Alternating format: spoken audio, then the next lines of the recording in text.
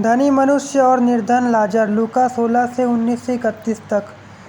एक धनवान मनुष्य था। बैजनी कपड़े मलमल पहनता और प्रतिदिन सुख विलाप और धूमधाम के साथ रहता था।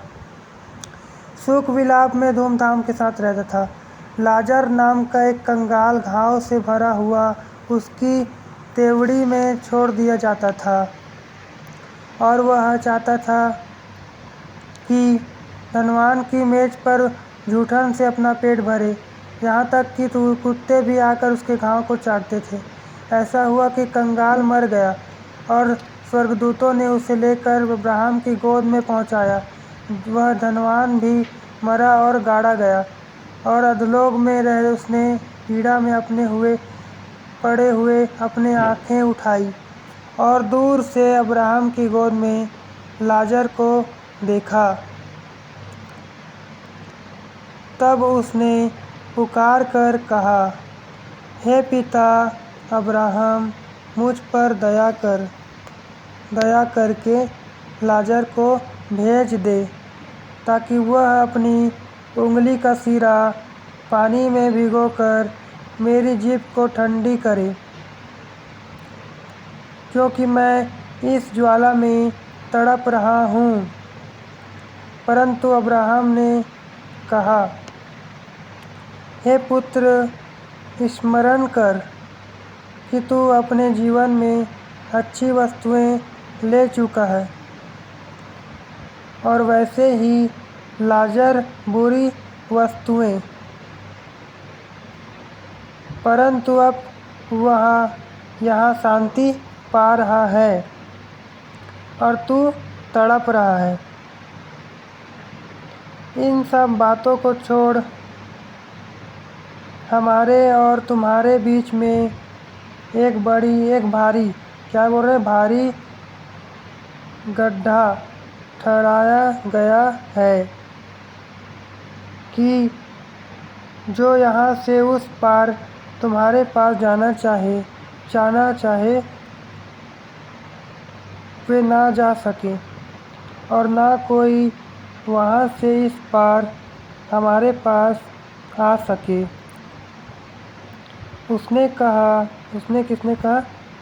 कहा, तो हे पिता, मैं तुझसे विनती करता हूँ कि तू उसे मेरे पिता के घर भेज, क्योंकि मेरे पास भाई हैं। वह उनके सामने इन बातों की गवाही दे। ऐसा ना हो कि वे भी इस पीड़ा की जगह में आए। कौन बोल रहा है?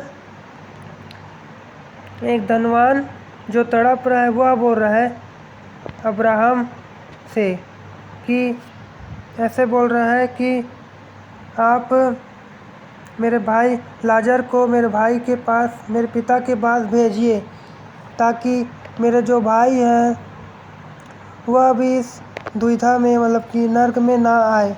उनको क्या चले पहले से पता चल जाए। इसलिए धनवान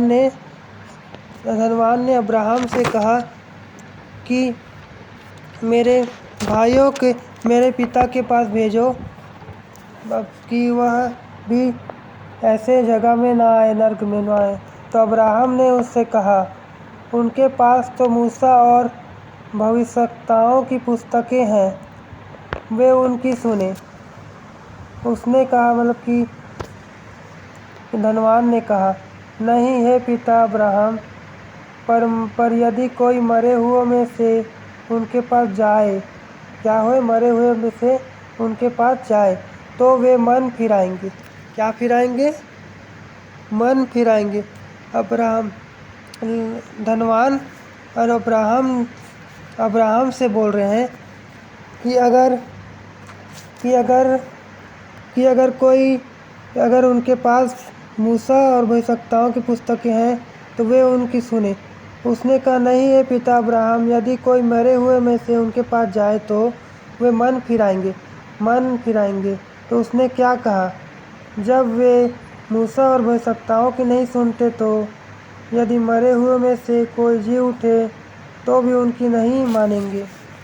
तो है मेरे भाई और बहनों, वैसे यहोशू में भी क्या कहा गया है, व्यवस्था की यह पुस्तकें तेरे चित्त में कभी न उतरे पाए, इसी में वे दिन रात ध्यान दिए रहे, इसलिए जो कुछ उसमें लिखा है उसके अनुसार करने की तू चौकसी करे, क्योंकि ऐसा ही करने से सब कुछ सफल होंगे और तू भी प्रभावशाली रहेगा।